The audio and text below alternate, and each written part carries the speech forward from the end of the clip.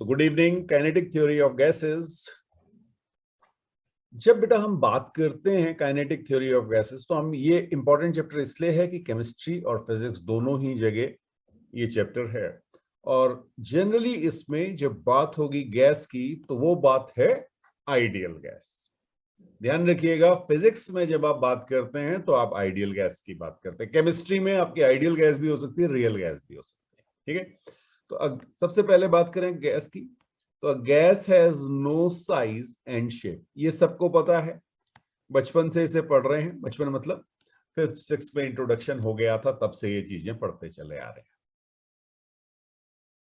अब एक चीज है कि कोई भी अगर आपके पास गैस है तो वो प्रेशर एक्सर्ट करती है सराउंडिंग पे। तो सेकंड इंपॉर्टेंट पॉइंट लिख लीजिएगा, a gas exerts pressure, a gas exerts pressure on its surrounding, on its surrounding.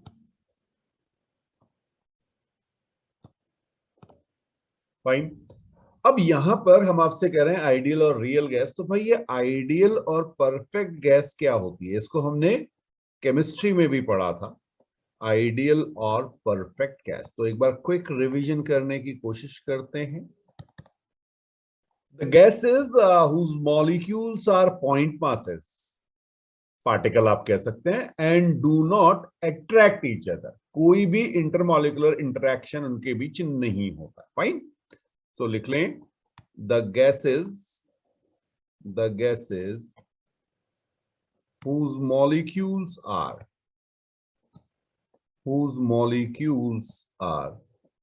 point masses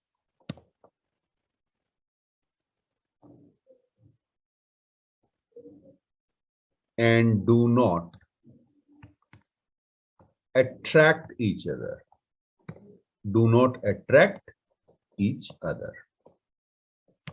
इनको आप कहते हैं आइडियल गैस और परफेक्ट गैस। बिल्कुल सही बात है, ये आपकी प्योरली हाइपोथेटिकल कंडीशन होती है, बट एक रियल गैस आइडियल गैस की तरह बिहेव करने लगती, बहुत क्लोज हो जाती है आइडियल गैस के जब आप बात करते हैं लो प्रेशर और हाई टेम्परेचर। फाइन, सो आप लिख सकते हैं, it's an hypothetical condition, it's an hypothetical condition. Concept भी लिख सकते हैं, hypothetical concept, but a real gas behaves as ideal gas, a real gas behaves as ideal gas at low pressure and high temperature। इनको हमने chemistry में graph से भी देखा था। इतना तो आपको याद रखना है बेटा, ठीक है। और कुछ गैस लॉज हमने पढ़े थे, तो जल्दी से हम बात करेंगे गैस लॉज की। फर्स्ट लॉ जो है गैस लॉ, वो आपका है बॉयल्स लॉ। बॉयल्स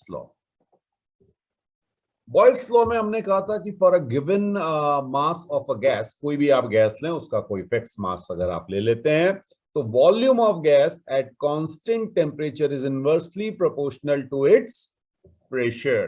ठीक, so volume is inversely proportional to pressure, और इसके लिए हमने आपसे कहा था कि T जो है आपका वो कांस्टेंट रहेगा।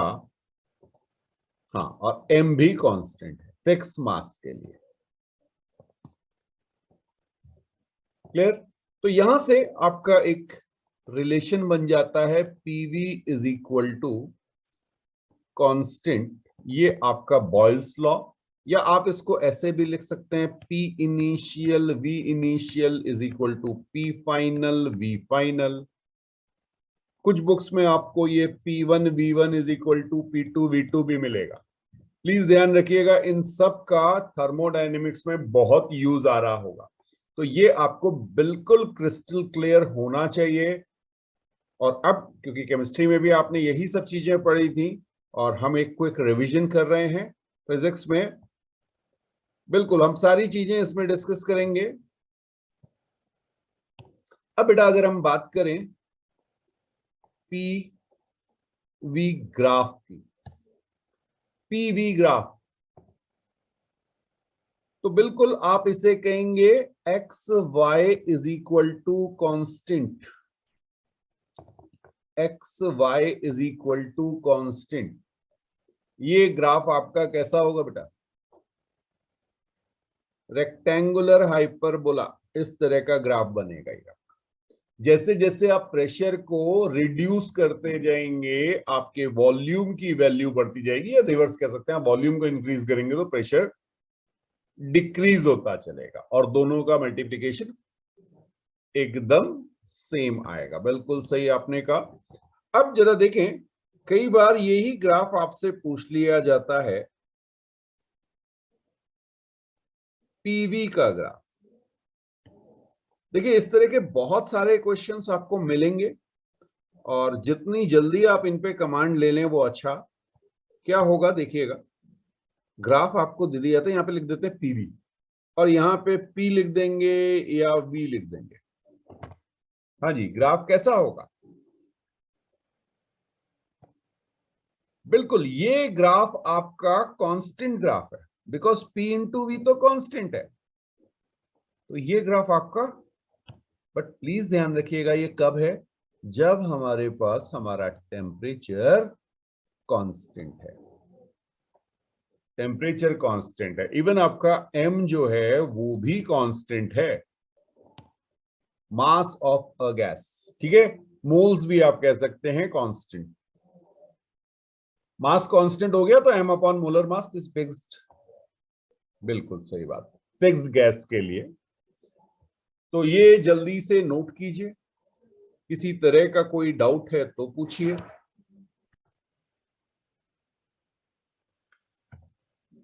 अब बेटा अगर कोई आपसे कहे T is equal to constant पे आप ग्राफ बता दीजिए LNP वर्सेस LNV, इस टाइप के क्वेश्चंस भी आपको मिल सकते हैं, ठीक है।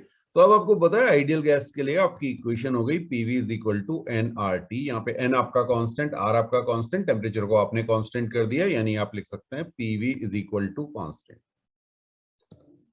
अब आप इसका लॉग ले लीजिए बेस ई पे, तो LNP plus LNV is equal to LN constant. तो कांस्टेंट का लॉग लेंगे तो वो भी एक कांस्टेंट आएगा, तो आप इसको लिख सकते हैं LNP plus LNV is equal to constant. Fine. अब देखिए आपने LNP को प्लॉट किया y एक्सिस पे और LNV को प्लॉट किया x एक्सिस पे। आप इसे यहां पर वैल्यू रखिए y plus x is equal to c। So y is equal to minus x plus c, ये आपकी इक्वेशन आ गई। और ये इक्वेशन आपकी, या ये रिलेशनशिप आपकी स्ट्रेट लाइन है, straight line with slope -1, with slope -1, negative slope है, और 1 का मतलब 45 डिग्री। तो भाई आपका जो ग्राफ है वो कुछ इस तरह से बनेगा। 45 डिग्री पे आपकी ये लाइन आ रही होगी, ये वैल्यू जो है आपकी ये सी हो जाएगी। यहां पे मैं सी लिख रहा हूं, बट आप उसको जो है देख सकते हैं वो LN NRT वैल्यू होगी। LN NRT यही तो आपका है 80। LN ऑफ कांस्टेंट, कांस्टेंट क्या है? NRT, ठीक है। तो ये C की वैल्यू आपकी हो जाएगी LN NRT। तो इस तरह से आपको कोई भी ग्राफ दिया जा सकता है जिसे आप प्लॉट कर सकते हैं। सेकेंड लॉ जो हमने पढ़ा था केमिस्ट्री में वो हमारा था चार्ल्स लॉ, उसको भी एक बार देखते हैं। तो चार्ल्स लॉ में आप कह सकते हैं for a given mass of a gas the volume of gas at constant pressure is directly proportional to its absolute temperature. So V is directly proportional to T अगर आपके पास प्रेशर को आपने constant रख दिया।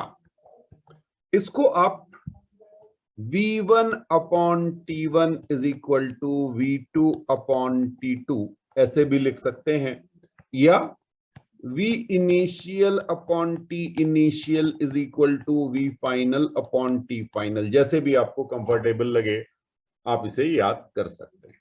ठीक है, यहां पर भी आपसे कुछ ग्राफ पूछे जा सकते हैं। जैसे पहला ग्राफ तो आपका V वर्सेस T ग्राफ होगा। V वर्सेस T ग्राफ, जल्दी से मुझे बता दीजिए कि V वर्सेस T ग्राफ कैसा होगा। ठीक है, अब एक चीज का ध्यान रखिएगा, ये जो टेम्परेचर है आपका, ये केल्विन स्केल पे, मैंने आपसे पहले ही कहा था जब भी आप थर्मोडायनेमिक्स, केटीजी और रेडिएशन की बात करेंगे, इन तीन जगह आपका जो टेम्परेचर है वो केल्विन स्केल में यूज होगा। फाइन, टेम्परेचर डिग्री सी में आपको नहीं लेना है। तो ये जो आपका ग्राफ है, ये बिल्कुल आपका ग्राफ स्ट्रेट लाइन आएगा और ये ओरिजिन से पास भी कर रहा होगा, बट एब्सोल्यूट जीरो ले जाना पॉसिबल नहीं होगा। तो हम इस ग्राफ को देखिए कैसे बनाते हैं। ये ग्राफ एक मिनट होल्ड कीजिए। हाँ जी, ये ग्राफ आपका कुछ ऐसे बना होगा और यहां पर ये डॉटेड लाइन से कहां से, ओरिजिन से पास कर रहा होगा। प्लीज ध्यान रखिएगा, ओरिजिन तक आप सॉलिड लाइन नहीं लाएंगे क्योंकि एब्सोल्यूट टेम्परेचर तक आप नहीं पहुंच पाते हैं, तो वो एक्स्ट्रापोलेट करके वो कहां से पास हो रहा होगा, जीरो से, ओरिजिन से। जब आपने कहा P is equal to constant, please ध्यान रखिएगा आपका टेम्परेचर अगर केल्विन स्केल पे है तभी ये ग्राफ आपको मिलेगा। अच्छा, आप बिल्कुल ये पूछ सकते हैं कि सर अगर ये डिग्री सी में होगा तो क्या हो जाएगा।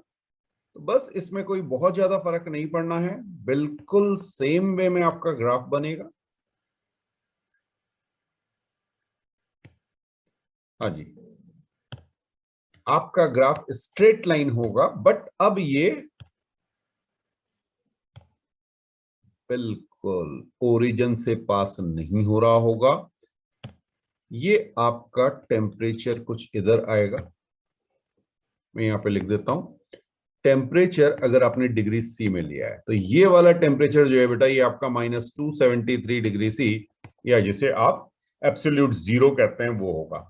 Volume versus temperature in degree C वाला ग्राफ ओरिजिन से पास नहीं हो रहा होगा, बस इस चीज का ध्यान रखिएगा। ठीक है, बिल्कुल बिल्कुल। तो यहां पर अगर मैं आपसे कहूं कि एक और ग्राफ, जैसे बहुत आसान सा है, मान लीजिए मैंने आपसे कहा कि V/T का ग्राफ बता दीजिए। जैसे पहले हमने PV का ग्राफ कहा था, अब देखिए इस तरह के ग्राफ कभी आपको पूछे जाएं तो बस आप ये ध्यान रखिएगा कि भाई ये ग्राफ V/T की वैल्यू क्या होगी, V/T वर्सेस V और T, किसी के साथ भी प्लॉट कराया जा सकता है। ठीक है, और आपको दिया गया है आपका प्रेशर जो है वो कांस्टेंट है। तो जैसे ही आपने देखा V/T प्रेशर कांस्टेंट, तो आपने कहा सर V/T की वैल्यू तो कांस्टेंट होती है, V/T की वैल्यू कांस्टेंट होती है।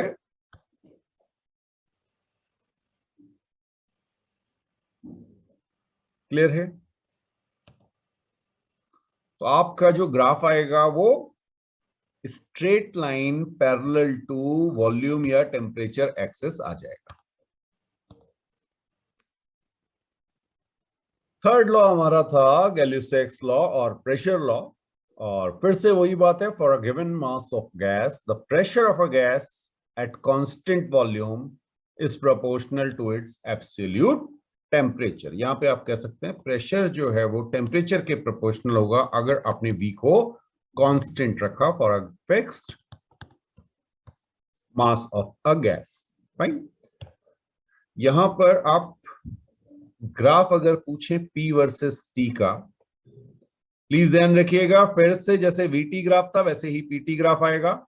PT ग्राफ आपका स्ट्रेट लाइन होगा पासिंग थ्रू ओरिजिन अगर आपका टेम्परेचर केल्विन स्केल में है, और जब भी आपसे मेंशन ना किया जाए तो वो हमेशा केल्विन स्केल ही होगा, ये ध्यान रखिएगा। ये आपका ग्राफ कौन सा है, pressure versus temperature, PT graph लिखा है, टी कैपिटल लिखा हुआ है, इसका मतलब ये केल्विन स्केल में है, और आपने कहा यहां पे V हमारा कांस्टेंट है। क्लियर? अगर आप इसके लिए फॉर्मूले देखेंगे तो जो आपको याद रखने, P initial by T initial is equal to P final by T final, एक तो ये, या दूसरा आपको ये मिल सकता है P1 upon T1 is equal to P2 upon T2। ये इनिशियल फाइनल जब कोई आपकी प्रोसेस चल रही होती है उसकी इनिशियल स्टेट और फाइनल स्टेट की बात है, और P1 P2 मतलब एक स्टेट से दूसरी स्टेट में चेंज करना, तो बस कहने का तरीका बदल जाता है। अच्छा, एक चीज, हमने आइडियल गैस इक्वेशन पढ़ी थी, PV is equal to NRT. तो जब आपका PV is equal to NRT होता है और आपने कहा सर वी कांस्टेंट है, तो आपकी इक्वेशन बनेगी P is equal to NR by V into T. ये आपका इक्वेशन आ गई, ठीक है। तो अब अगर आप देखें तो यहां पे स्लोप क्या आएगी आपकी, जल्दी से बता दीजिए बेटा। Slope is N R upon V. Slope is N R upon V. जितना ज्यादा वॉल्यूम उतनी कम स्लोप, ठीक है। बिल्कुल ऐसे ही अगर हम चार्ल्स लॉ में देखें तो यहां पर भी बेटा हमारी जो स्लोप आती है, हाँ जी, स्लोप अगर मैं बात करूं तो स्लोप हमारी हो जाती है N R by P. Higher the pressure lower the slope, higher the pressure lower the slope. तो ये दोनों चीजें आप नोट कर लीजिए, फिर आगे बात करते हैं।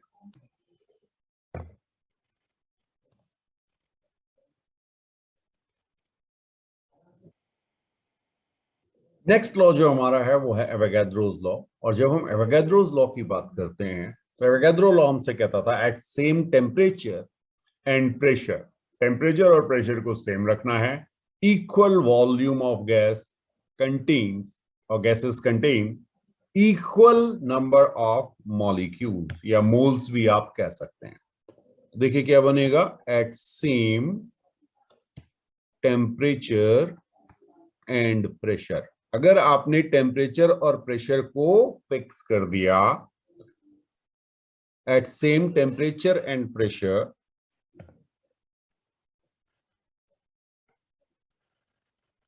equal volume of all gases, equal volume of all gases contain, कोई भी गैस आप ले लीजिए, equal number of molecules। अब इक्वल नंबर ऑफ मॉलिक्यूल्स अगर आप कह रहे हैं तो आप यहां पे मोल्स भी कह सकते हैं। आपको पता है कि अगर सबके मॉलिक्यूल्स बराबर हैं तो उनके मोल्स भी बराबर हो गए, फाइन। तो ये आपके पास एवोगाड्रोस लॉ आ गया, और इसके बाद आपकी आती थी यहीं पे आइडियल गैस इक्वेशन। ऑल्दो हमने आपसे कहा था कि इसको आप हमेशा याद रखिए और शुरुआत ही इससे कीजिए क्योंकि सारे के सारे लॉज इसमें इनबिल्ट हैं। यस, तो आइडियल गैस इक्वेशन हमारी थी PV is equal to N R T. P जो है वो हमारा प्रेशर था, वी जो है हमारा वॉल्यूम था, एन हमारा नंबर ऑफ मोल्स, आर, हाँ जी, R universal gas constant, very good. T जो है वो एब्सोल्यूट टेम्परेचर, या इसको आप ऐसे भी लिख सकते हैं M by capital M R T. अब ये सब केमिस्ट्री में मोल कॉन्सेप्ट में भी हमने पढ़ा था। जो नंबर ऑफ मोल्स हैं that is mass of gas divided by molar मास। तो कैपिटल एम जो है वो आपका मोलर मास है। आर की वैल्यू ये आपका universal gas constant, universal gas constant, और इसकी वैल्यू कहीं भी चले जाइए फिक्स रहेगी, और ये वैल्यू हमने आपको बताई थी 8.31 जूल पर मोल केल्विन। ये तो आपकी एसआई यूनिट में थी, या इसी को फिजिक्स में जो यूज होती है वो एक और यूज होती है, दैट इज 2.0 कैलोरी पर मोल केल्विन। 2.0 कैलोरी पर मोल केल्विन, ये ध्यान रखिएगा, बहुत ज्यादा फिजिक्स में ये यूज में आएगी। तो आर आपको ध्यान रखना है कि आर की वैल्यू एसआई यूनिट में दी गई है या कैलोरी वाली यूनिट में। और एक और कॉन्सेप्ट अगर आपको याद हो वो था डेंसिटी ऑफ अ गैस। इस पे बहुत क्वेश्चन पूछे जाते हैं बिकॉज ये सीधा सीधा नहीं है, बस है आसान, है आसान। हाँ, आप लिखेंगे PV is equal to M by capital M R T. यहां से अगर आप डेंसिटी कैलकुलेट करें तो डेंसिटी आपकी हो जाती है मास अपॉन वॉल्यूम। ठीक है, तो इसको जब आप कैलकुलेट करने जाएंगे तो ये आपका आ जाएगा पीएम बाय आर टी। तो डेंसिटी जो है that is PM by R T. P क्या है? Pressure of gas. एम क्या है? Molar mass. आर क्या है? Universal gas constant. और टी आपका एब्सोल्यूट टेम्परेचर। अब इसमें क्वेश्चन क्या मिलते हैं देखिएगा, आपसे पूछे जाते हैं ग्राफ। तो पहला ग्राफ हम आपको दिखा रहे हैं। पहला ग्राफ है density versus temperature graph. Density versus temperature graph. अगर मैं आपसे कहूं प्रेशर मेरा कांस्टेंट है, प्रेशर मेरा कांस्टेंट है किसी फिक्स्ड गैस के लिए, हाँ जी, फॉर अ पर्टिकुलर गैस। अब जरा सोचिए, rho is inversely proportional to temperature, यही तो आया। पी आपका कांस्टेंट है, एम आपका किसी पर्टिकुलर गैस के लिए एम कांस्टेंट हो गया, मोलर मास, और आर आपका कांस्टेंट है। तो rho is inversely proportional to temperature. आपका ग्राफ जो होगा वो कैसा हो जाएगा? रेक्टेंगुलर हाइपरबोला, कुछ इस तरह का ग्राफ आ जाएगा। कुछ बात समझ में आ रही है? जैसे जैसे आपका टेम्परेचर बढ़ेगा आपका डेंसिटी जो है वो डिक्रीज करती जाएगी अगर आप प्रेशर को कांस्टेंट रखेंगे। बहुत ध्यान से इस चीज को समझना बेटा, ठीक है। अब देखिए बड़ा इंटरेस्टिंग है, अगर मैं आपसे कहूं कि मेरा टेम्परेचर ही कांस्टेंट हो जाए, मेरा टेम्परेचर कांस्टेंट हो जाए, क्यों इसमें होता है कि आप रटने की कोशिश करेंगे तो सब गड़बड़ हो जाएगा। तो आपको बस ये ध्यान देना है कि मेरी इक्वेशन क्या बन रही है, और PV is equal to NRT से आप डेंसिटी की वैल्यू निकालिए, और बस जो भी आपको गिवन है उसको आप कांस्टेंट कर दीजिए। तो आपने क्या कहा? Rho is equal to P M by R T, ये आपने फॉर्मूला लिखा, ये फॉर्मूला आपको याद रखना है। अब मैंने आपसे कहा टी कांस्टेंट है, ठीक है, हाँ, for a particular gas, for a particular gas. अब ऐसे क्या होगा? मान लीजिए वो कह देगा ऑक्सीजन है या हाइड्रोजन है, कुछ भी नाम दे देगा आपको गैस का। अब सोचिए, मैंने आपसे कहा रो वर्सेस पी ग्राफ क्या होगा? कंडीशन दी हुई है, टेम्परेचर कांस्टेंट है किसी पर्टिकुलर गैस के लिए। तो आपने देखा सर एम तो कांस्टेंट हो गया, क्यों? क्योंकि आपने एक फिक्स गैस ले ली। आर कांस्टेंट है, टेम्परेचर कांस्टेंट दिया हुआ है, क्या आ गया? रो इज प्रोपोर्शनल टू पी। इसका मतलब जैसे जैसे आप प्रेशर को इंक्रीज करेंगे आपकी डेंसिटी भी इंक्रीज होती चली जाएगी। तो आपका ग्राफ कैसा बना बेटा? Straight line passing through origin. Straight line passing through origin कुछ इस तरह का ग्राफ बनेगा, और ये डॉटेड आप इस तरह से दिखा दीजिए। डॉटेड क्यों दिखाया? क्योंकि प्रेशर जीरो नहीं हो सकता, प्रेशर जीरो नहीं हो सकता, ठीक है, ओके।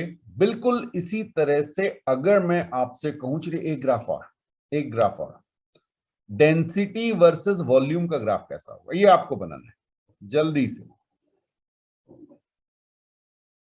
हाँ, mass constant for a given mass of gas, density versus volume मैंने आपको दिया एम कांस्टेंट।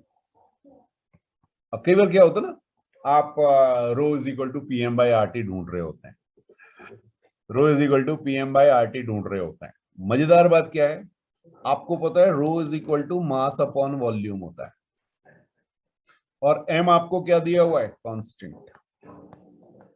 एम कांस्टेंट दिया हुआ बेटा, तो यहां से रो आपका इनवर्सली प्रोपोर्शनल टू वॉल्यूम। इस तरह से इस क्वेश्चन को सॉल्व किया जाता है। तो आपने कहा सर ये तो हमारा रेक्टेंगुलर हाइपरबोला आ गया। प्लीज ध्यान रखिएगा, आपको यह ध्यान रखना पड़ेगा कि आपको कौन सी चीज कांस्टेंट दी गई है, तभी आपके ग्राफ बन पाएंगे। बिल्कुल, इन्हें नोट कीजिए, फिर आगे बात करते हैं।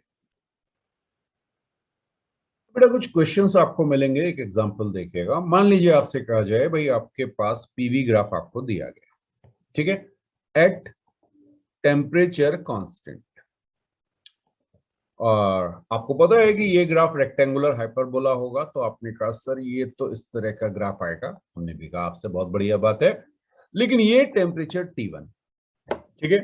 अब हमने एक टेम्परेचर को चेंज कर दिया और ये हमारे पास दूसरा ग्राफ आया और हमने कहा ये भी T2 कांस्टेंट के लिए, फाइन। अब आपको बताना है कि T1 और T2 में कौन बड़ा। ये आपका सेम मास के लिए है।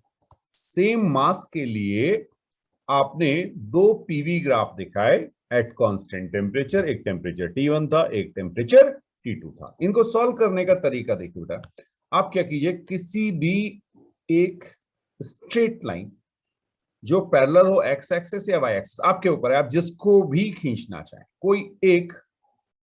हाँ ये देखिएगा, मैं 0 डिग्री हो जाए भाई, ये देखिए एक लाइन, ओहो 1 डिग्री आ रहा है।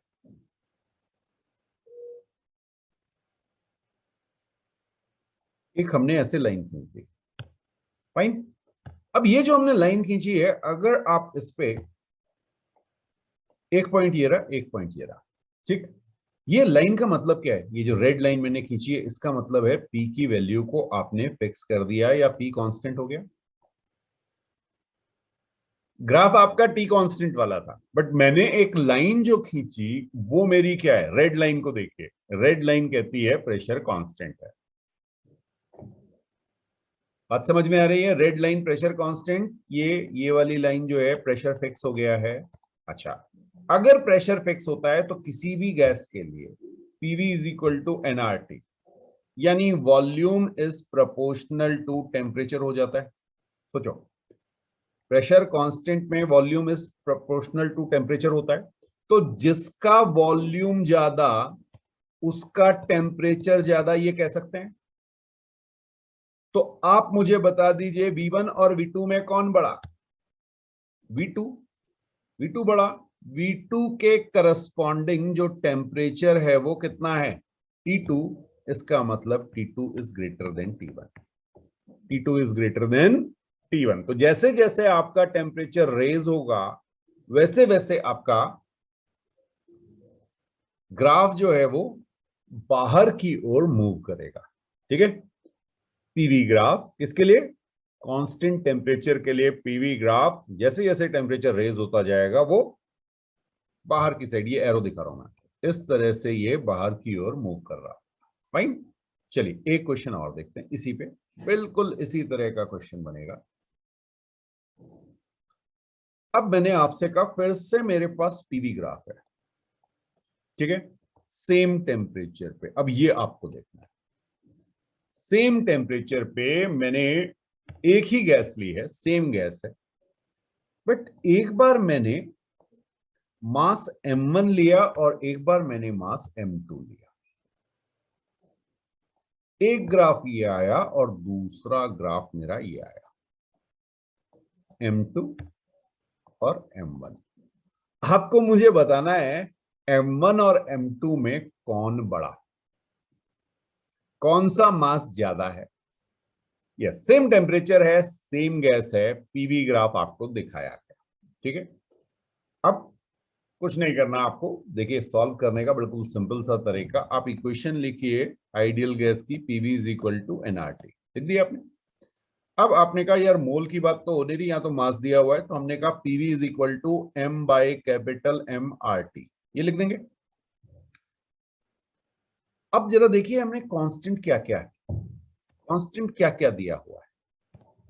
कांस्टेंट हमें दिया हुआ है टेम्परेचर फिक्स है, आर तो यूनिवर्सल गैस कांस्टेंट है, सेम गैस मतलब एम कांस्टेंट हो गया, ठीक है। और अब आप एक लाइन खींच लीजिए इस तरह से, आप चाहें तो वर्टिकल लाइन भी ड्रॉ कर सकते हैं। अभी मैंने ये वाली लाइन खींची, फाइन। हॉरिजॉन्टल लाइन खींची, हॉरिजॉन्टल लाइन खींची, तो मैंने आपसे कहा कि भाई हाँ, प्रेशर मैंने कांस्टेंट कर दिया, प्रेशर मैंने कांस्टेंट कर दिया, इसका मतलब V is proportional to M। ये बात समझ में आई? V is proportional to M आ गया था, तो जिसका वॉल्यूम ज्यादा उसका मास ज्यादा। ओके, ये वाले पॉइंट को देखिए, ये वॉल्यूम V2 ज्यादा है तो M2 की वैल्यू भी ज्यादा होगी, तो आप डायरेक्टली कह सकते हैं M2 is greater than M1। तो ये कॉमन सेंस के क्वेश्चन होता है, ठीक है, बिल्कुल। तो ये एक सेकंड टाइप का क्वेश्चन बना। चलिए एक और देख लेते हैं। हाँ, ये भी देखिए, ये अलग अलग करने के तरीके हैं, बट आप स्ट्रेट लाइन से भी इन क्वेश्चंस को सबको सॉल्व कर सकते हैं एक ही मेथड से। PV is equal to NRT लिखिए। अब मैंने आपसे कहा भाई टेम्परेचर वर्सेस प्रेशर का ग्राफ है, जरूरी नहीं मैं हमेशा वाई एक्सेस पे प्रेशर लूं। वाई एक्सेस पे मैंने टेम्परेचर ले लिया, एक्स एक्सेस पे मैंने प्रेशर ले लिया, ठीक है। दो ग्राफ मुझे मिलेंगे, कैसे मिलेंगे? Straight line. Okay, straight line graph में आपको दिखा रहा हूं, ये मेरे पास रूलर आ चुका है।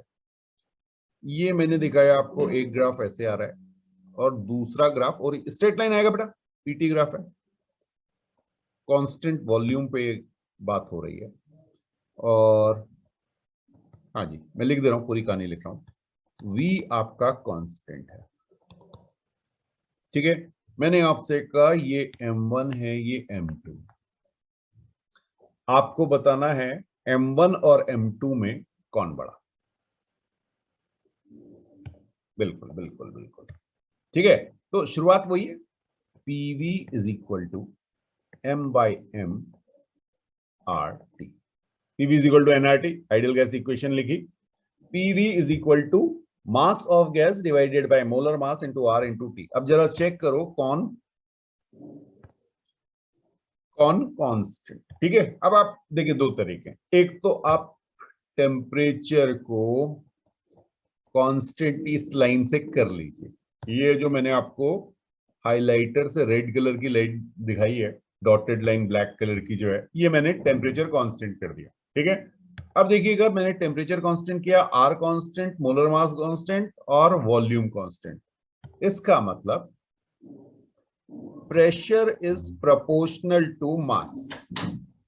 Pressure is proportional to mass. जिसका प्रेशर ज्यादा, जिसका प्रेशर ज्यादा, ये प्रेशर हायर है बेटा, ये P1 है, ठीक है। सो P1 is greater than P2, तो आप क्या कह सकते हैं? M1 is greater than M2। कितनों को ये बात समझ में आई? जिसका तो एक ये स्ट्रेट लाइन वाला जो कॉन्सेप्ट है वो हर जगह वैलिड होता है, नोट कीजिए।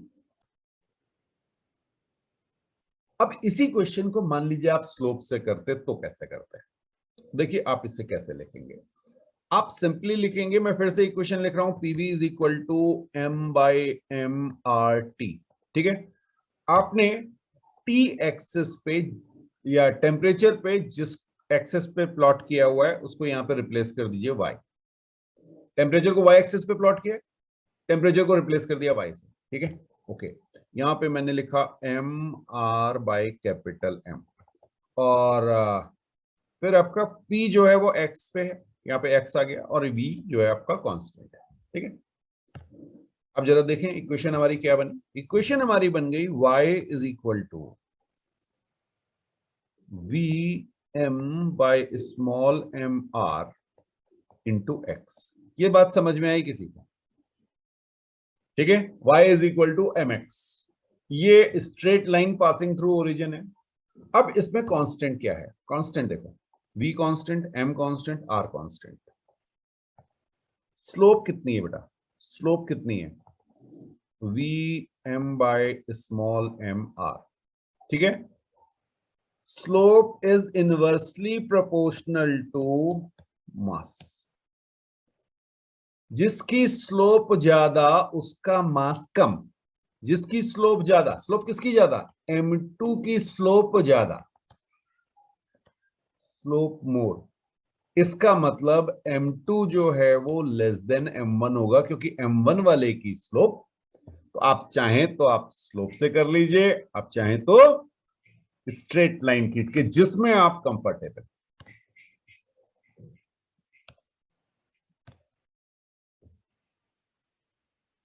बेटा आपको फिर से वीटी ग्राफ दिया गया है, दो स्ट्रेट लाइन आपके पास आ रही हैं, एक प्रेशर P1 पे है, एक प्रेशर P2 पे है, दोनों में कांस्टेंट मास लिया गया है। आपसे पूछा गया P1 और P2 में कौन बड़ा है, फाइन।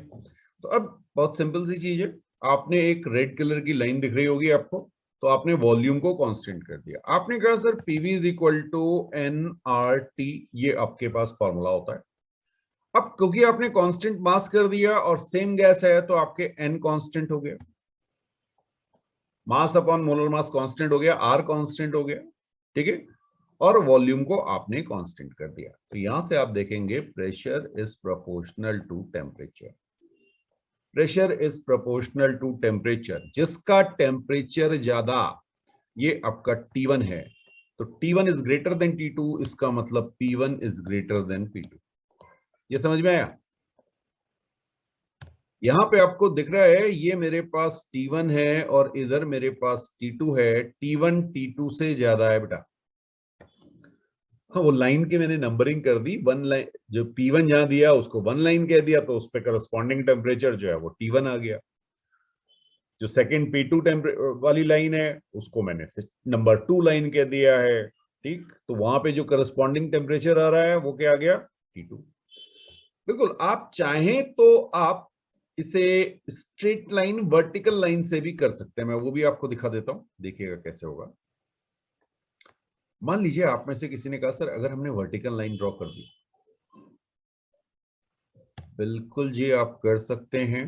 एक मिनट, पहले मैं इसे रिमूव कर दूं।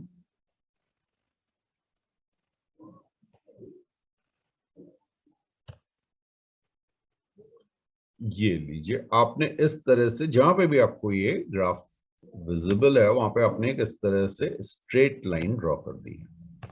अब ब्लू कलर से वर्टिकल लाइन दिखा रहा हूं मैं, ठीक है। अब देखिए क्या होगा। आपने किसको कांस्टेंट कर दिया? टेम्परेचर को कांस्टेंट कर दिया। आपने टेम्परेचर को कांस्टेंट कर दिया। आपने कहा सर हमने इक्वेशन बनाई PV is equal to N R T. यहां पे आपके पास एन कांस्टेंट, आर कांस्टेंट और टी को आपने कांस्टेंट कर दिया, तो प्रेशर आपका हो गया इनवर्सली प्रोपोर्शनल टू वॉल्यूम। समझ में आया? जिसका वॉल्यूम ज्यादा उसका प्रेशर कम। तो वॉल्यूम किसका ज्यादा है? ये आपका V2 रहा और ये आपका V1 रहा। तो आपने कहा V2 is greater than V1 और प्रेशर इसके रिवर्स है, तो P1 is greater than P2। यहां से भी यही आंसर आया। तो ये आपके ऊपर है। आप में से कोई कहता नहीं सर हम तो स्लोप वाला मेथड यूज करेंगे, कोई बात नहीं, बहुत अच्छी बात है। स्लोप अगर आप देखेंगे तो ग्राफ आपका किसके बीच है? V is equal to N R by P into T. तो आप कहेंगे V is proportional to T, slope आपकी क्या आ गई? स्लोप आपकी आ गई एन आर बाई पी। जिसकी स्लोप ज्यादा उसका प्रेशर कम, ठीक है। तो slope, more slope, less slope, तो यहां से आपका P1 ग्रेटर देन P2। तो मेथड बहुत सारे हैं, आप कोई एक पे कमांड कर लीजिए। आप सब पे भी कमांड कर सकते हैं, बड़ी अच्छी बात है, बट कोई भी एक चीज, एक स्ट्रेट लाइन खींचिए, PV is equal to NRT लिखिए, आंसर निकालिए। इन क्वेश्चंस को ही बार बार करेंगे, अलग अलग मेथड से ट्राई कीजिए, जितने आपको बताए गए हैं प्रैक्टिस हो जाएगी। और जितने भी आपको कंपटीशन के क्वेश्चंस मिलेंगे वो सारे के सारे आप इजीली सॉल्व कर सकते हैं। हेडिंग डाल लीजिएगा डिग्री ऑफ फ्रीडम, बहुत ही इंपॉर्टेंट कॉन्सेप्ट है। नेक्स्ट जो टॉपिक हम पढ़ने वाले हैं थर्मोडायनेमिक्स, उसके लिए। तो यहां से हमारा बेस बन रहा है थर्मोडायनेमिक्स के लिए। और डिग्री ऑफ फ्रीडम की जब हम बात करें तो इसका सीधा सीधा मतलब होता है कि number of possible independent ways in which a particle can have energy. किसी भी पार्टिकल, पार्टिकल मतलब गैस पार्टिकल की बात कर रहे हैं, उसके पास कितनी तरह से एनर्जी हो सकती है। अब बोले सर ये क्या मतलब हुआ? ठीक है, तो जब हम पार्टिकल की एनर्जी की बात करते हैं तो वो होती है बेटा काइनेटिक एनर्जी। किसी भी पार्टिकल की बात करते हैं तो उसके पास होती है काइनेटिक एनर्जी। अब जब काइनेटिक एनर्जी की बात आ रही होती है तो काइनेटिक एनर्जी आपके पास ट्रांसलेशनल हो सकती है, आपको पता है ट्रांसलेशनल, और साथ में रोटेशन भी हो सकता है, ठीक है। तो रोटेशन भी हो सकती है, और एक और होती है जिसे आप कहते हैं वाइब्रेशन। ऑल्दो ये वाइब्रेशनल एनर्जी बहुत कम यूज में आएगी थर्मोडायनेमिक्स में, बट कहीं कहीं पे आ सकती है, इसलिए मैं इसको मेंशन कर दे रहा हूं। जनरली आपसे जो बात होगी वो ट्रांसलेशनल और रोटेशनल काइनेटिक एनर्जी की बात होती है। अब इसको सिंपल समझने के लिए मान लीजिए मैं आपसे कहूं कि मेरे पास एक ब्लॉक है और इस ब्लॉक को मैं एक्स एक्सिस पे एक ट्रांसलेशनल मोशन दे रहा हूं। एक्स एक्सिस पे ये ब्लॉक मूव कर रहा है, ठीक है। तो इसके पास काइनेटिक एनर्जी किस तरह से हो सकती है? ये एक्स एक्सिस में मूव कर रहा है तो इसके पास vx स्पीड होगी, ठीक है। तो आप कहेंगे इसकी डिग्री ऑफ फ्रीडम 1 हो गया, क्योंकि ये एक्स एक्सिस में मूव कर रहा है इसलिए इसके पास केवल एक वे होगा काइनेटिक एनर्जी के होने का, ठीक है। अच्छा जी, अब आप में से किसी ने कहा नहीं नहीं सर, हमने क्या किया, प्रोजेक्टाइल भी तो हमने पढ़ा था। तो हमने एक पार्टिकल को इस तरह से थ्रो किया और ये इसकी ट्रेजेक्टरी है। तो किसी पर्टिकुलर टाइम पर अगर हम पार्टिकल के मोशन को देखें तो इसके पास Vx भी होगा और Vy भी होगा। बात समझ में आ रही? x वेरी कर रहा है, y वेरी कर रहा है, तो इसके पास डिग्री ऑफ फ्रीडम क्या हो गया? डिग्री ऑफ फ्रीडम 2 हो गया। यहां पे डिग्री ऑफ फ्रीडम 1 था, केवल एक्स एक्सिस में मूव कर रहा था, ठीक है। अच्छा, अब आपने कोई पार्टिकल लिया जिसमें Vx, Vy और Vz तीनों चेंज हो रहे हैं। X axis, Y axis, Z axis, कुछ इस तरह से हमने बना दिया, ठीक है। तो particle moving in space, particle moving in space, जैसे आपका गैसियस पार्टिकल हैं, वो कहीं पे भी रैंडम डायरेक्शन में इस तरह से 3D में मूव कर रहे हैं, 3D मोशन हो गया। तो एक्स कंपोनेंट भी होगा, वाई कंपोनेंट भी होगा, जेड कंपोनेंट भी होगा, तो डिग्री ऑफ फ्रीडम क्या होगी बेटा आपके पास? डिग्री ऑफ फ्रीडम आपके पास हो गया 3। कुछ बात समझ में आ रही? अब ये तीनों ही ट्रांसलेटरी मोशन की बात हो रही है, ठीक है। अब जरा समझिएगा, मान लीजिए हमने आपसे कहा कि एक हमारे पास डिस्क है, ये डिस्क आगे भी जा रही है और ये डिस्क रोटेट भी कर रही है। बहुत ध्यान से समझना, ये डिस्क आगे भी जा रही है और ये डिस्क रोटेट भी कर रही है। तो जब ये आगे एक्स डायरेक्शन में मूव कर रही है तो इसके पास एक तो ट्रांसलेशनल काइनेटिक एनर्जी आ गई या एक ट्रांसलेशनल डिग्री ऑफ फ्रीडम हो गया। DOF लिख दे रहा हूं शॉर्ट में। डिग्री ऑफ फ्रीडम एक तो ट्रांसलेशन की वजह से आ गई, ठीक है। दूसरा, ये रोटेट भी तो कर रहा है, तो एक रोटेशनल काइनेटिक एनर्जी भी तो होगी, तो एक रोटेशनल डिग्री ऑफ फ्रीडम हो गया, ठीक है। अगर मैं आपसे कहूं कि ये मेरे पास y एक्सिस है तो ये मेरी परपेंडिकुलर डायरेक्शन में z एक्सिस होगी, तो रोटेशनल वाली किसमें हो गई? z एक्सिस में। ट्रांसलेशनल वाली किसमें हो गई? x एक्सिस में। ये सिर्फ समझाने के लिए बता रहा हूं, इतना आपको समझने की जरूरत बहुत ज्यादा नहीं पड़ेगी, आप रट के भी काम चला सकते हैं। फिर से कह रहा हूं, ठीक है। तो ये मैंने आपको फिजिक्स के जितनी चीजें हमने पढ़ी हैं उसके हिसाब से आपको चीजें समझा दी। तो degree of freedom of gas molecules translational हो सकती है, रोटेशनल हो सकती है और वाइब्रेशनल हो सकती है। बिल्कुल, इसे नोट कीजिए, फिर आगे बात करते हैं। अब बेटा एक आपको, ऑल्दो इसकी रिक्वायरमेंट नहीं है लेकिन फिर भी इसको समझ लीजिए। डिग्री ऑफ फ्रीडम की अगर हम बात करते हैं तो मैंने आपसे कहा कि डिग्री ऑफ फ्रीडम F जो है वो एक तो F ट्रांसलेशन की वजह से आएगी, F रोटेशन की वजह से आएगी और F वाइब्रेशनल आएगी, फाइन। और जो टोटल डिग्री ऑफ फ्रीडम है वो आपकी इक्वल होगी सबका मिला के 3n, where n is atomicity of gas, ठीक है। हाँ, कितने एटम है इस पे डिपेंड करेगा। जैसे अगर मैं आपसे कहूं मोनो एटॉमिक गैस, बहुत ध्यान से समझिएगा, मैंने आपसे कहा नंबर 1 में ले रहा हूं मोनो एटॉमिक गैस। यहां पे अब समझने वाली चीज है, इसको बहुत ध्यान से समझिएगा, कोई भी डाउट हो तो जरूर पूछ लें। मोनो एटॉमिक गैस की जब आप बात करेंगे तो मोनो एटॉमिक गैस का मतलब क्या हो गया? एक ही एटम, एक ही एटम, ये छोटा सा पार्टिकल हमने मान लिया, ये एक्स एक्सिस में मूव कर सकता है, ये वाई एक्सिस में मूव कर सकता है, ये जेड एक्सिस में मूव कर सकता है।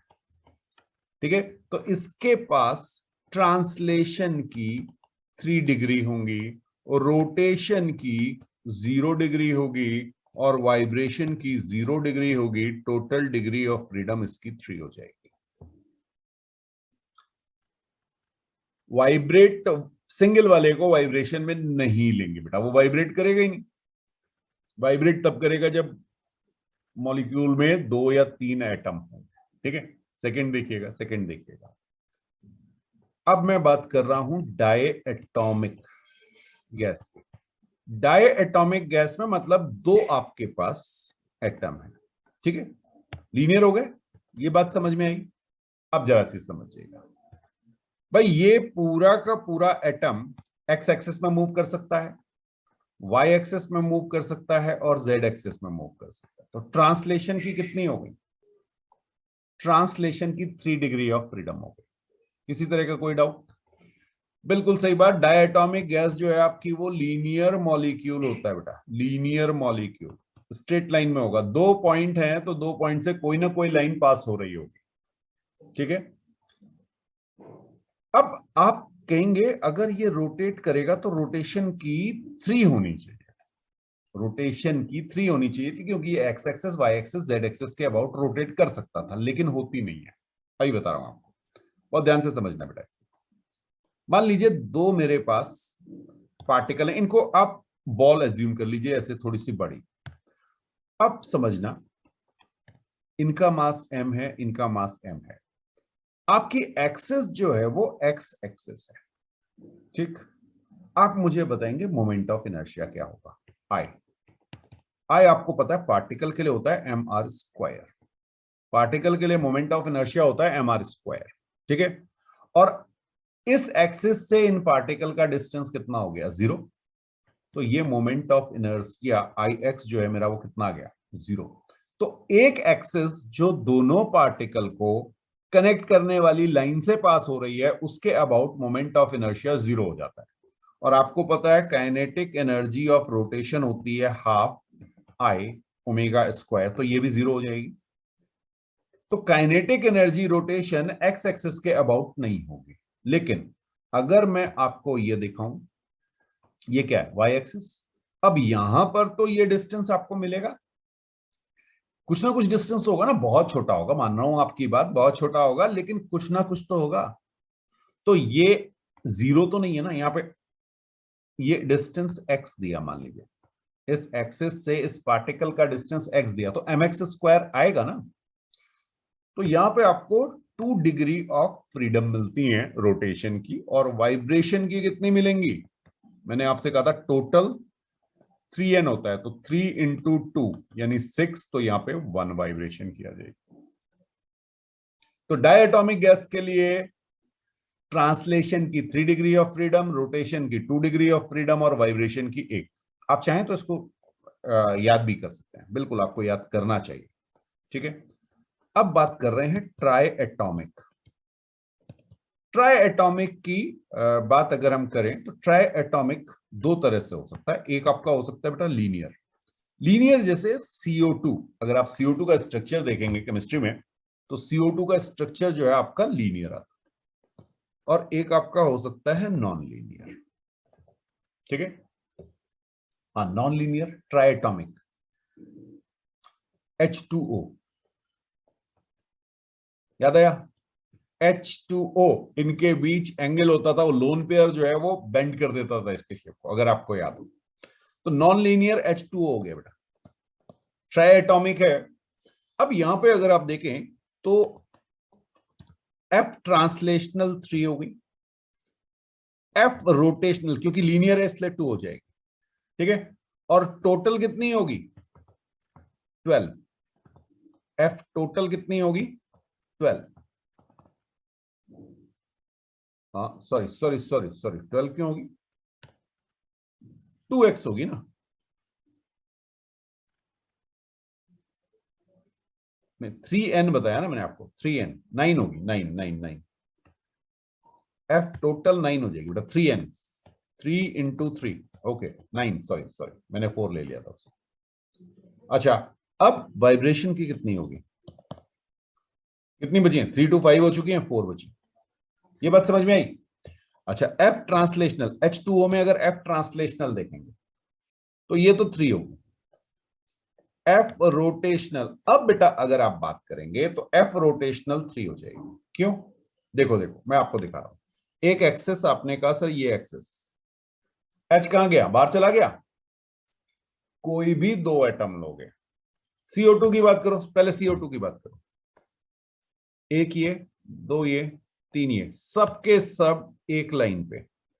इस एक्सेस के अबाउट, ब्लू कलर की जो एक्सेस दिखाई है उसके अबाउट मोमेंट ऑफ इनर्शिया 0 हो गया होगा CO2 में। लीनियर स्ट्रक्चर है बेटा।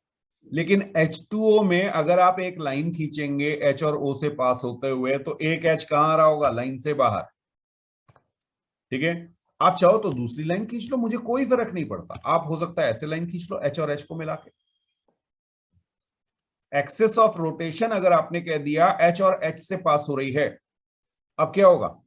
O बाहर हो गया। तो आप कोई भी 2 एटम को मिला के अगर आप एक्सेस बनाएंगे तो एक ना एक एटम बाहर हो जाएगा, क्योंकि वो नॉन लीनियर है। जबकि जब आप बात करेंगे लीनियर वाले की तो एक एक्सेस आपकी ऐसी हो जाएगी जिसके अबाउट मोमेंट ऑफ इनर्शिया 0 हो जाएगा।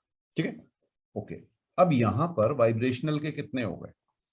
3। ये ध्यान रखना, एफ टोटल अभी भी 9 रहेंगे क्योंकि 3 है, ट्राई एटॉमिक है। अब ये आपको याद होना चाहिए कि कितनी डिग्री ऑफ फ्रीडम, इसमें ज्यादा इंपॉर्टेंट जो है वो ट्रांसलेशनल और रोटेशनल है। वाइब्रेशन यही यूज में आएगी। जब तक मेंशन ना किया जाए वाइब्रेशनल को हमें नहीं लेना है, ये ध्यान रखिएगा। ठीक है, ओके। लास्ट में हम बात कर रहे हैं पॉली एटॉमिक की। पॉली एटॉमिक में degree of freedom Ft 3, F rotational 3। हाँ, जैसे आपका अमोनिया था ना NH3, यस। और इसके बाद एफ वाइब्रेशनल, ये आपका होता है 2n-6। n क्या है? एटॉमिक। तो NH3 की अगर आप बात करें तो n की वैल्यू 4। ये नाइट्रोजन ही है, ये एटम जो है 4 एटम है। ओके, 4 एटम है तो आपके पास 2n के 3n हो गया ना। एक मिनट यार, ये 3n-6 होगा ना। हाँ हाँ, एक मिनट 3n-6 होगा। मैंने 2n लिख दिया, वहां पे 3n है। 3n-6 टोटल जो है डिग्री ऑफ फ्रीडम आपका 3n होता है। 3n-6 okay. अब टोटल यहाँ पे कितना आ गया? 12 आया ना। तो वाइब्रेशनल में कितना हो जाएगा? 6। चेक करो, 3 into 4-6 that is 12। 12-6 that is 6। Okay, अब जितना मैंने आपको कराया ना, इसको एक बार समरी ले लें। हाँ, समरी ले लेते। मैंने आपसे कहा कि देखिए, अब आप एक टेबल बना लीजिए, सिंपल सी टेबल आपको बनानी है। आपने कहा सर मोनो एटॉमिक, फिर आपने कहा डाई एटॉमिक, फिर आपने कहा ट्राई एटॉमिक। अच्छा, कुछ बुक्स ट्राई एटॉमिक नहीं देती, वो पॉली एटॉमिक में ही काउंट कर लेती हैं। पॉली एटॉमिक में लीनियर और नॉन लीनियर कर लेते हैं, बट हमने लीनियर और नॉन लीनियर यहां पे किया है। बात एक ही आती है, मैं आपको दिखा भी दूंगा। ठीक है, अच्छा जी। मोनो एटॉमिक में एफ ट्रांसलेशनल 3 होगी। ट्रांसलेशन की सब में 3 आएगी। डाई एटॉमिक में 3, ट्राई एटॉमिक में 3, नॉन लीनियर ट्राई एटॉमिक में 3 और पॉली एटॉमिक में भी 3। अब बात आई रोटेशन की, तो रोटेशन की मोनो एटॉमिक में 0, डाई एटॉमिक में, हाँ जी, डाई एटॉमिक में कितनी? 2 पक्का। ट्राई एटॉमिक में लीनियर में 2 और ट्राई एटॉमिक नॉन लीनियर में 3, यहाँ पे भी 3। बस आपको इतना ध्यान रखना है। ठीक, अब अगर आप देखें तो यहाँ पे अभी 3 हो गया है, यहाँ पे 5 हो गया, यहाँ पे 5 हो गया, यहाँ पे 6 हो गया, यहाँ पे 6 हो गया। मैं गैसेस भी लिख देता हूं। मोनो एटॉमिक गैस मतलब जैसे हीलियम, आर्गन, ये सारी गैसेस आपकी होंगी। डायटॉमिक की बात करेंगे तो O2, N2, Cl2, ठीक है, H2, ये सारी गैसेस होंगी। ट्राइटॉमिक की बात करेंगे, लीनियर में मैंने आपको CO2 का एग्जांपल दिया, H2O गैसियस फेज या वेपर की बात की हमने, फाइन। नॉन लीनियर में पॉलीएटॉमिक में हमने अमोनिया की बात की। हाँ, यहाँ पे आपका ओजोन भी हो सकता है, नॉन लीनियर में ओजोन भी हो सकता था, O3। तो ये थोड़ा सा ध्यान रखिएगा, ठीक है। हाँ, स्पेशल केस में आपको एफ वाइब्रेशन जब निकालना है तो आप टोटल निकाल लीजिए। टोटल आपके पास एफ टोटल जो है वो कितना होगा, 3n, ठीक है। तो पहले 3n, मोनो एटॉमिक में ये 3 हो गया, एफ वाइब्रेशनल 0 हो जाएगा। डाई एटॉमिक में ये 3 इंटू 2 आ जाएगा, 3 इंटू 2 6 हो गया, 6 में से 5 माइनस किया, वाइब्रेशन की आ गई 1। फिर आपका 3 इंटू 3, ये आपका 9 हो गया, यहाँ पे आ गई 4। 3 इंटू 3, ये आपका 9 हो गया, यहाँ पे आ गई वाइब्रेशनल की 3। फिर ये आपका 3 इंटू 4 हो गया, यहाँ पे 12, 12 में से 6 गया, वाइब्रेशन की आ गई 6। इस तरह से आप इन्हें याद कर सकते हैं। बट फिर से आपसे कह रहा हूं, फिजिक्स में जो इंपॉर्टेंट है वो ये है, ये आपको रटा होना चाहिए। ट्रांसलेशनल और रोटेशनल का कॉम्बिनेशन मैं यहां पे लिख दे रहा हूं, ये मेरे पास Ft प्लस Fr है। वाइब्रेशनल काउंट नहीं हुआ। वाइब्रेशनल तभी काउंट होता है बेटा जब आपका टेम्परेचर एक लिमिट से ज्यादा हो, तभी उस मॉलिक्यूल में वाइब्रेशन स्टार्ट होता है। और जनरली वो क्वेश्चन आज तक नहीं मिला, आज तक नहीं आया वो वाइब्रेशन का क्वेश्चन, चाहे वो IIT हो, चाहे वो जेई मेंस हो, चाहे वो नीट हो या आपके स्कूल में। तो वो नहीं पूछेंगे भाई, मैंने आपको करा जरूर दिया है बट ये चीज नहीं पूछी जाती बेटा। बिल्कुल, इसे नोट कीजिए, फिर आगे बात करते हैं।